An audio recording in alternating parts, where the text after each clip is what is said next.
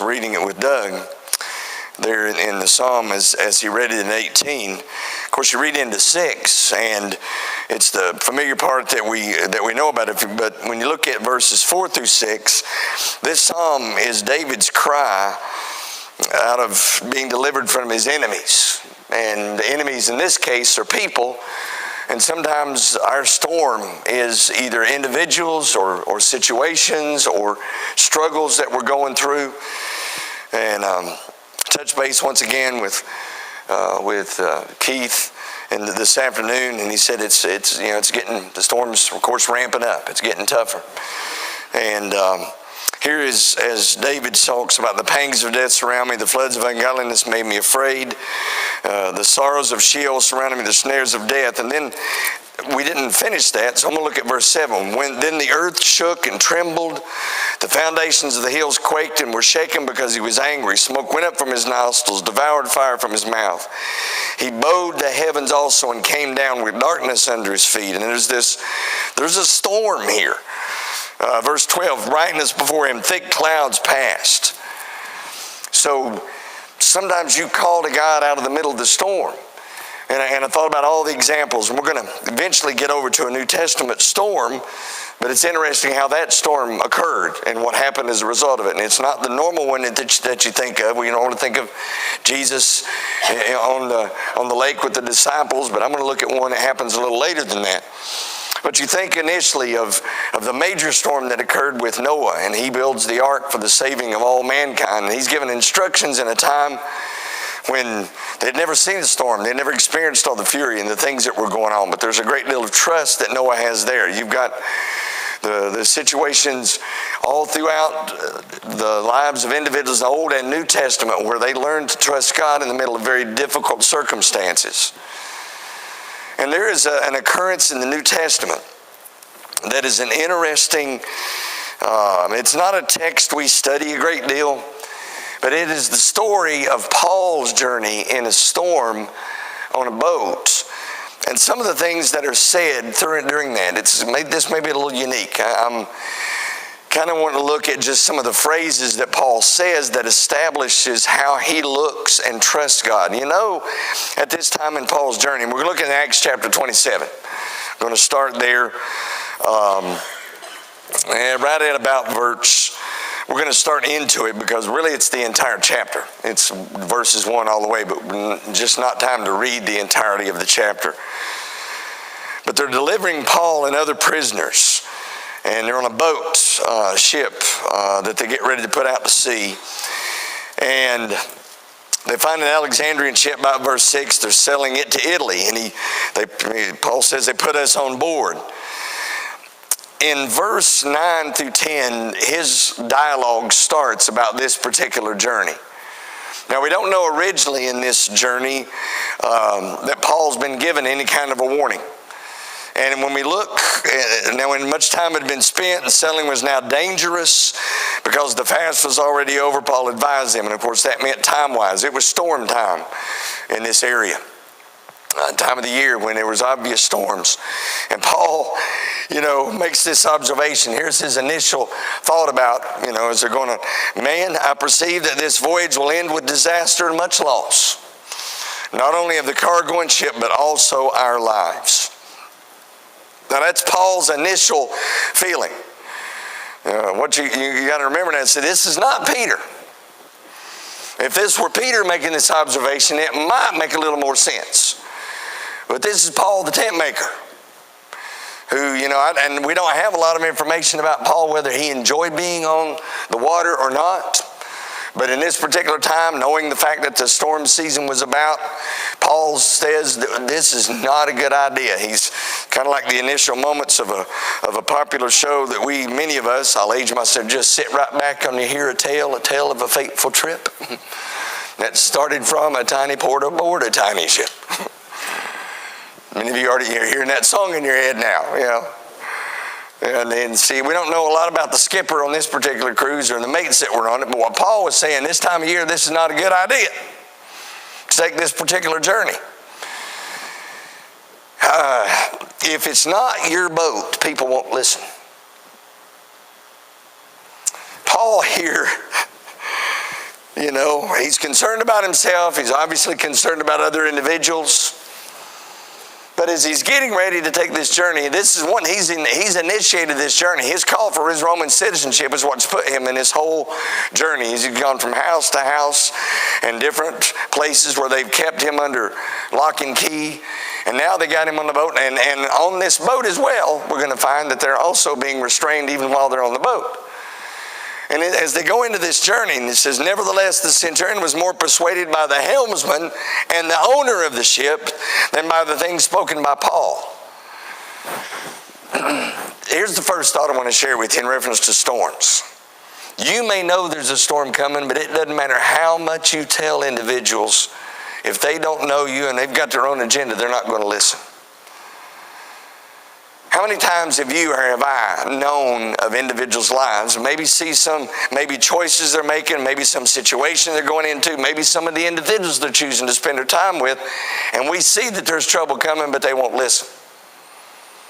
And see, Paul here, now I know this, in this particular context, it's about a physical journey, but this is also a journey of Paul's where he's striving. Every choice he's made along this journey has been about God. As he writes in later letters of his time of being in prison, his full intention is to win as many as possible. We've talked about that before. And even in this particular venture, his thought process, it's to save himself, but it's also to save others as well. And he's convinced, at least in the initial part of this journey, if we take this trip, it's not going to end well. So what do? Well, Paul does a couple of things. Because the harbor was not suitable to winter in, the majority advised to set sail from there also, if many means they could reach Phoenix, a harbor of Crete, opening toward the southwest and northwest in the winter there. When the south wind blew softly, supposing, notice the wording, supposing they had obtained their desire, putting out to sea, they sailed close by Crete. Sometimes it seems as though the decision is a good one, even though you've been warned that it isn't. Soft wind blew, sailboat. And so even in this time of the year, when normally the situation would go from bad to worse in a hurry, there's a soft wind that blows, and so they go with what appears, what the current situation is. And they make their decision on this journey based on the current instead of really thinking through it, realizing, well, maybe this is not the best decision. Maybe we should listen. But they don't. In the very next verse, but not long after a tempestuous headwind arose called Euroclydon. Not sure, but many particular translations, it was a stirs up broad waves. Is one of the way one day it's the wind. Like if you saw Jim Cantor this morning standing out in the middle of the winds that were being blown, the way the water is picked up and the huge waves that are being thrown. And here in this particular scenario, although they've been warned by Paul, a little calm wind seems to have moved them in a good direction. All of a sudden, out of nowhere, a huge wind comes up and seems to block them. So when the ship was caught and could not head into the wind, we let her drive. I don't know if you've ever been out of control in a boat. I see some of you. I've never been in that situation where, you know, the wind is so tempestuous or the waves are such. I've shared with several of you many years ago with Ed Hill. I was out on Lake Norman one time in a really tiny boat. When we turned the corner and there was a huge thunderhead. And I've been in that situation where I know I don't want to be on the water anymore. It's time to leave the water. I've also been in situations where others thought it might not be safe. I think I shared that several years ago with you when I was down at the beach. And there was a gentleman down there and he had a 2-man sailboat and he wanted to go out. And I decided I wanted to go out with him, and he kept looking back toward shore. And I started toward him, and Hillary grabs me and goes, "Daddy, you don't know him." And I told her very simply, I said, "Honey, it's a 2-man boat. He needs me to get back." But how is it? Why is it that sometimes even when we might know, when there might be a sense of foreboding, when we may think that sense of maybe this is not the best thing to do, maybe this is not the best time to do this, maybe this is not the best way to do this. For some reason, this story is contained in Scripture to share that Paul is saying, sometimes even though the wind seems right, that it's not the best idea to continue.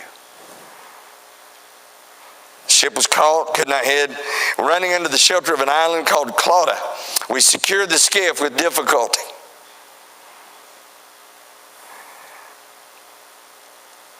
When they had taken it on board, they used cables to undergird the ship, fearing lest they should run aground on the Syrtis sands. They struck sail, and so were driven. And so because we were exceedingly tempest-tossed, the next day they lightened the ship. On the journey, sometimes in the middle of the struggle, there's things that we have to let go.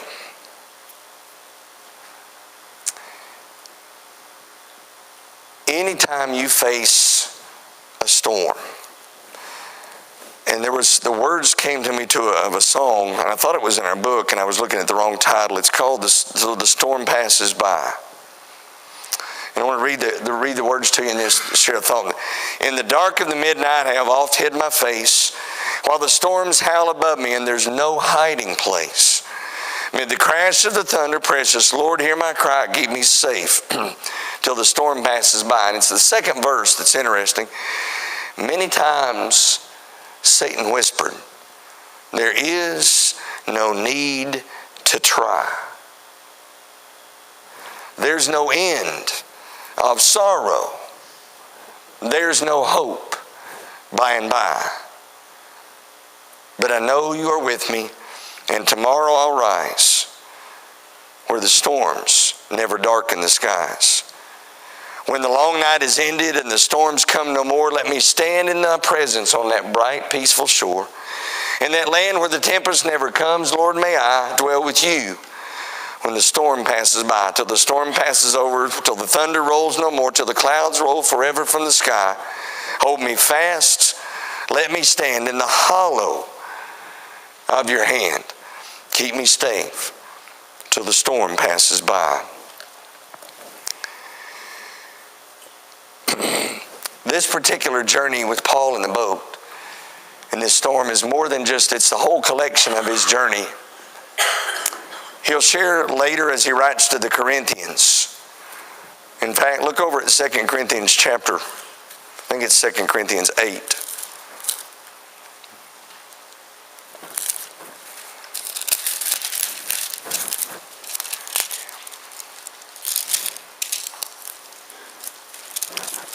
It actually may be 1 Corinthians 8.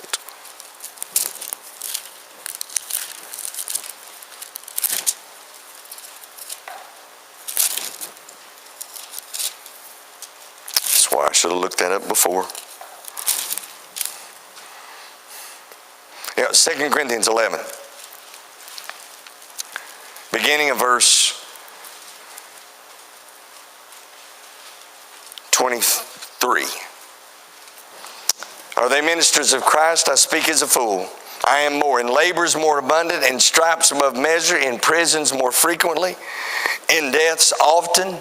And I'm sure at that moment he's referencing back to this moment in the storm. 3 times I was beaten with rods. Once I was stoned. 3 times I was shipwrecked. Not just this one occasion in Acts 27.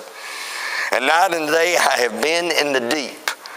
In journeys often, in perils of waters, in perils of robbers, in perils of mine own countrymen, in perils of the Gentile, in perils in the city, in perils in the wilderness, in perils in the sea, in perils among false brethren, in weariness and toil, in sleeplessness often, in hunger and thirst, in fastings often, in cold and nakedness, besides the other things that I come upon me, the daily deep concern for all the churches. Who is weak? And I am not weak. Who is made to stumble and do not burn with indignation? If I must boast, I will boast in the things which concern my infirmity. The God and Father of our Lord Jesus Christ, who is blessed forever, knows that I am not lying. In Damascus, The governor under Artas the king was guarding the city of Damascus with a garrison and desiring to arrest me, but I was let down in a basket through a window in the wall and escaped from his hands. It is doubtless not profitable for me to boast. I will come to visions and revelations in the Lord. In fact, he shares later that he's seen something. He says a man, but I believe it's very much Paul. And he's seen something that has caused him, that now he's having to deal with, and it's probably his vision. But all the things that Paul went through, and this storm that we see him going through, sometimes there comes a moment in our lives when we have to let go of some things. We have to decide, okay, the only way I'm going to make it through this is if I get rid of this, or if I change this, or if I do this in a different way. And Paul said that was what they did with their boat. Now, when neither sun nor stars appeared for many days, and no small tempest beat on us, all hope that we would be saved was finally given up. But after long abstinence from food, and I'd missed this. I thought it was just, being on the ship, tossed about, no appetite. But Paul intentionally during this storm decided it's time to fast and pray, because there is a communication between him and God in this moment.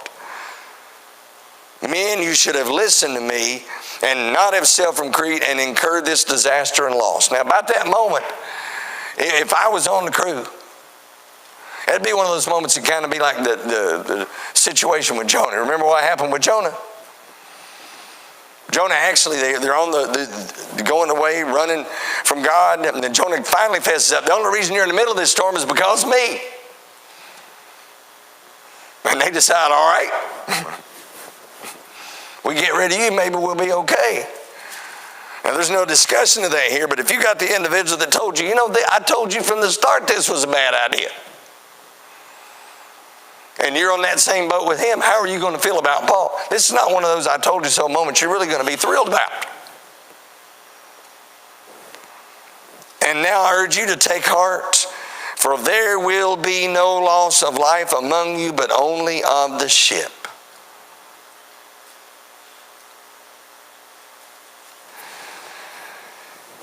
That's the thing throughout the several storms that we've had even recently, and not just the physical storms, but even spiritual storms that people are involved in. Because we've got individuals in this congregation that are going through their own storm. My heart went out to Charles this morning, just talking to him for a few minutes. See, radiation is a storm.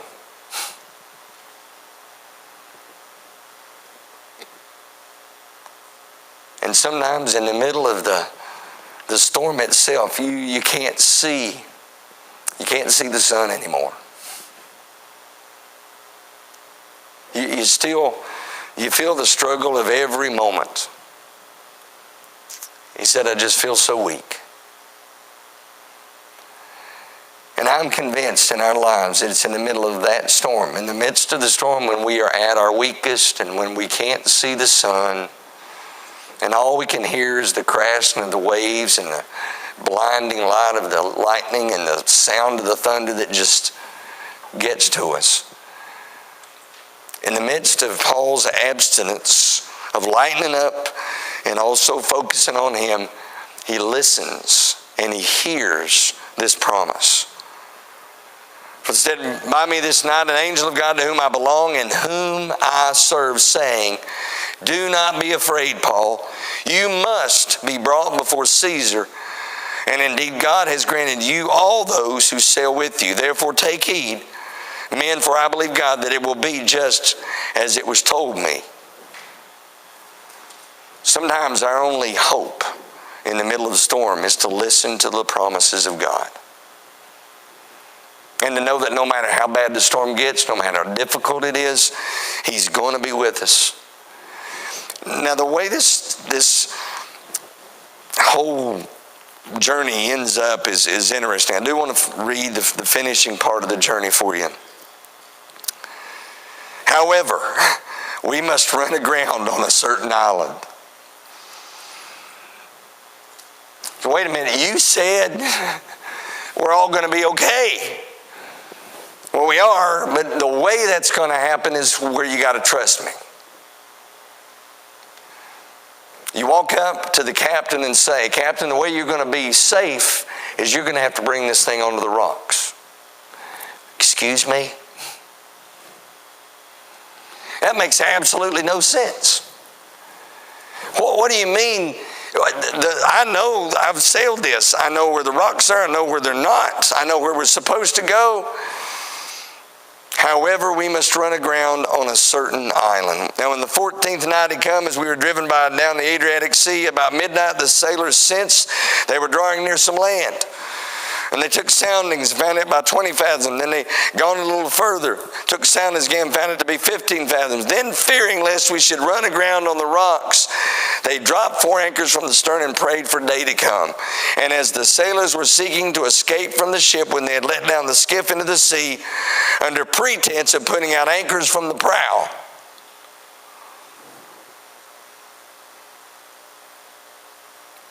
now this is not unlike other situations. If you realize this storm, this boat, they were going to go off into the smaller boats, acting like we're doing what we're supposed to be doing, dropping the anchors, and they were just we're fleeing the ship, we're leaving. And as the sailors were seeking to escape, Paul said to this journey of the soldiers, unless these men stay in the ship, you cannot be saved. Then the soldiers cut away the ropes of the skiff and let it fall off. When you get rid of your last escape route, that shows you're ready to trust God. When you get to the point that the only option you have is to do what you've been told by Him to do, that's when He can do His best work with you. And as the day was about to dawn, Paul implored them all to take food, saying, today is the 14th day you've waited and continued without food and eaten nothing. Therefore I urge you to take nourishment, for this is for your survival, since not a hair will fall from the head of any of you. When he had said these things, he took bread and gave thanks to God in the presence of them all. And when he had broken it, he began to eat. Do you see what Paul's doing?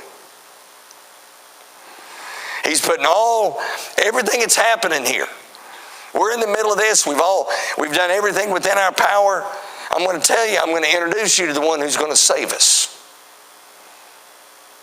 How many times do individuals in the midst of storms, the way they battle through the storm, their faithfulness through the storm, irregardless of the outcome, is the one thing that makes a difference in so many other people's lives. Then they were all encouraged and also took food themselves. And in all, there were 276 persons on the ship. See, we don't get the full view. This is not a small ship.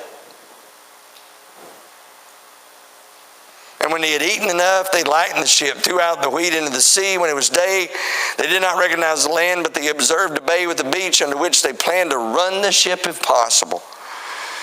And they let go the anchors and let them in the sea. You hear that? We're not going to need them anymore. This is the last effort. This is the leaving the anchors.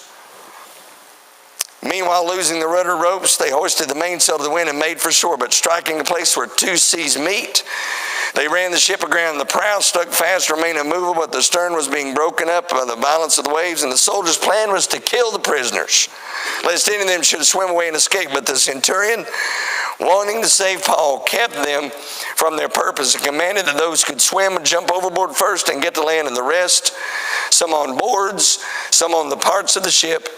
And so it was that they all escaped safely to land.